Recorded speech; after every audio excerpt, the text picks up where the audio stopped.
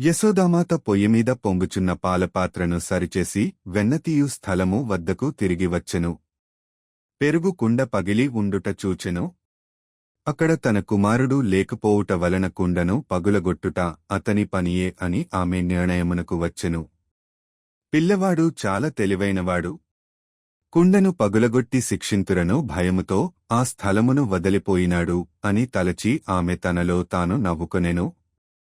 అన్నిచోట్లను వెదికిన పిదప బోర్లవేసిన ఒక పెద్ద కర్ర రోలుమీద కూర్చుండి ఉన్న కృష్ణుడు ఆమెకు కనిపించెను.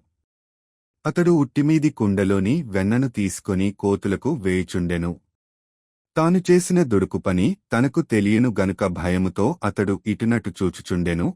యశోద తన కుమారుడు తన పనిలో తాను నిమగ్నుడైయుండుట చూచి వెనుక నుండి మెల్లగా అతనిని సమీపించెను. అయినను కృష్ణుడు చేత కర్ర పట్టుకుని వచ్చుచున్న యశోదను చూచి రోటి నుండి క్రిందికి దిగి భయముతో పరుగెత్తసాగెను.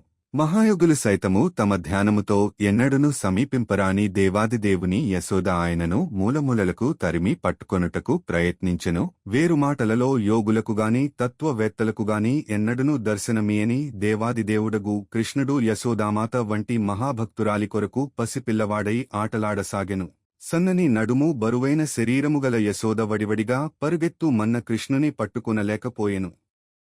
అయినను సాధ్యమైనంత వడిగా అతనిని వెన్నాడెను. ఆమె కొప్పు విడిపోయెను. కొప్పులోని పువ్వులు చెదరి నేలపై పడెను. ఆమె అలసిపోయినప్పటికినీ చివరికి ఎట్లో ఆ అల్లరి పిల్లవానిని పట్టుకునెను. కృష్ణుడు పట్టుబడినప్పుడు దాదాపు ఏడుపు ముఖము పెట్టెను. తన చేతులతో తాను దిద్దిన కాటుక ముఖమంతయు అలుముకునట్లు కన్నులు నులుముకునెను. ఎదురుగా నిలబడిన తన తల్లి ముఖములోనికి అతడు చూచెను. అతని కన్నులు భయముతో బెదరిపోవుముండెను.